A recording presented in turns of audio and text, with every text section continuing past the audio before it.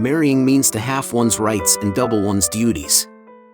The safest way of not being very miserable is not to expect to be very happy. Religion is the masterpiece of the art of animal training, for it trains people as to how they shall think. Great men are like eagles, and build their nest on some lofty solitude. Life swings like a pendulum backward and forward between pain and boredom. We seldom think of what we have, but always of what we lack. Talent hits a target no one else can hit. Genius hits a target no one else can see. Compassion is the basis of morality. Mostly it is loss which teaches us about the worth of things. To disregard is to win regard. But if we really think very highly of a person, we should conceal it from him like a crime. This is not a very gratifying thing to do, but it is right. Why? A dog will not bear being treated too kindly, let alone a man. A man can be himself only so long as he is alone, and if he does not love solitude, he will not love freedom, for it is only when he is alone that he is really free. Ordinary people merely think how they shall spend their time. A man of talent tries to use it. Almost all of our sorrows spring out of our relations with other people. There is no more mistaken path to happiness than worldliness. He who writes carelessly confesses thereby at the very outset that he does not attach much importance to his own thoughts. If I maintain my silence about my secret, it is my prisoner. If I let it slip from my tongue, I am its prisoner. The shortness of life, so often lamented, may be the best thing about it. Every man takes the limits of his own field of vision for the limits of the world. Wealth is like sea water. The more we drink, the thirstier we become, and the same is true of fame. The assumption that animals are without rights and the illusion that our treatment of them has no moral significance is a positively outrageous example of Western crudity and barbarity. Universal compassion is the only guarantee of morality. It is difficult to find happiness within oneself, but it is impossible to find it anywhere else. Happiness consists in frequent repetition of pleasure. Men are the devils of the earth, and the animals are the tormented souls. The person who writes for fools is always sure of a large audience.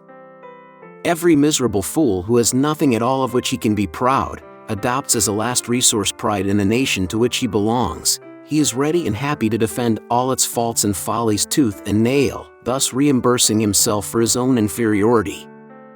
One should use common words to say uncommon things. Politeness is to human nature what warmth is to wax. Compassion for animals is intimately associated with goodness of character, and it may be confidently asserted that he who is cruel to animals cannot be a good man. Health outweighs all other blessings so much that one may really say that a healthy beggar is happier than an ailing king. In general, 9/10 of our happiness depends on our health alone. One can never read too little of bad, or too much of good books. Bad books are intellectual poison, they destroy the mind. In order to read what is good, one must make it a condition never to read what is bad, for life is short, and both time and strength limited. Life is a constant process of dying. We forfeit 3/4 of ourselves in order to be like other people. A sense of humor is the only divine quality of man. A high degree of intellect tends to make a man unsocial. It is a wise thing to be polite, consequently, it is a stupid thing to be rude.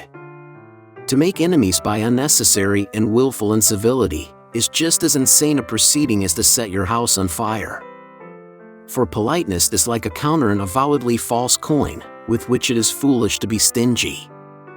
Treat a work of art like a prince, let it speak to you first. So the problem is not so much to see what nobody has yet seen, as to think what nobody has yet thought concerning that which everybody sees. Without books, the development of civilization would have been impossible. They are the engines of change, windows on the world, lighthouses as the poet said erected in the sea of time.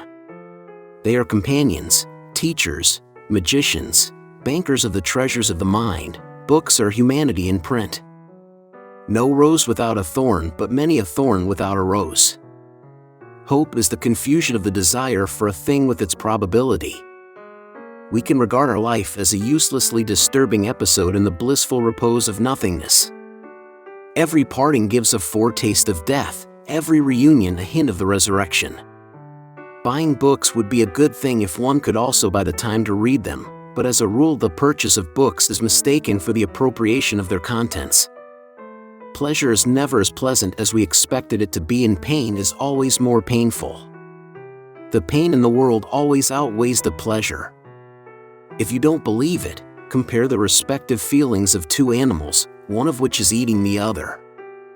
If we were not all so interested in ourselves, life would be so uninteresting that none of us would be able to endure it. If we suspect that a man is lying, we should pretend to believe him, for then he becomes bold and assured, lies more vigorously, and is unmasked. There are very few who can think, but every man wants to have an opinion, and what remains but to take it ready-made from others, instead of forming opinions for himself? After your death, you will be what you were before your birth. The business of the novelist is not to relate great events, but to make small ones interesting. Rascals are always sociable, and the chief sign that a man has any nobility in his character is the little pleasure he takes in others' company.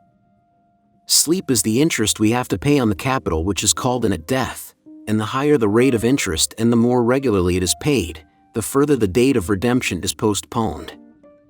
The more unintelligent a man is, the less mysterious existence seems to him.